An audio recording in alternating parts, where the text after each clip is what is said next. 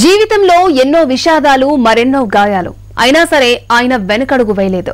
ఏకంగా 13 లక్షల మందికి ఉచితంగా నేత్ర చికిత్సను చేశారు. ఇప్పుడు ఆయనను కేంద్రం పద్మశ్రీతో సత్కరించింది.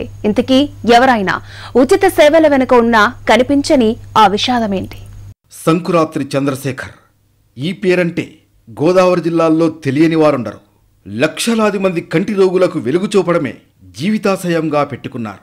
భార్యాబిడ్డలను కోల్పోయినా సామాజిక బాధ్యతను గుండెల్లో నింపుకున్నారు. ఎంతో మందికి చూపునిచ్చారు. ఈయన స్వస్థలం కాకినాడ. ఒకప్పుడు జీవశాస్త్రవేత్త. 1985 జూన్ 23న ఉగ్రవాదుల దుశ్చర్యలో కుటుంబమంతా జలసమాధి అయింది. కనిష్క విమానంలో భార్య మంజరి, కుమార్తె శారద, కుమారుడు శ్రీకిరణ్లను పోగొట్టుకున్నారు. అయితే ఈయన తర్వాతి రోజు ఫ్లైట్లో రావడం వల్ల బతికారు.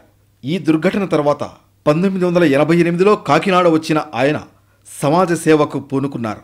అప్పటికే ఆయన వయసు 35 సంవత్సరాలు. అయినా సరే ఇంకో పెళ్లి చేసుకోకుండా అలానే ఉండిపోయారు.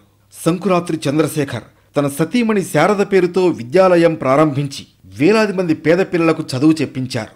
ఆ తర్వాత 1993లో శ్రీకిరణ్ నేత్ర విజ్ఞాన సంస్థను కూడా ప్రారంభించారు. ఈ సంస్థ ద్వారా సుమారు 13 లక్షల మందికి ఉచితంగా నేత్ర చికిత్స చేశారు.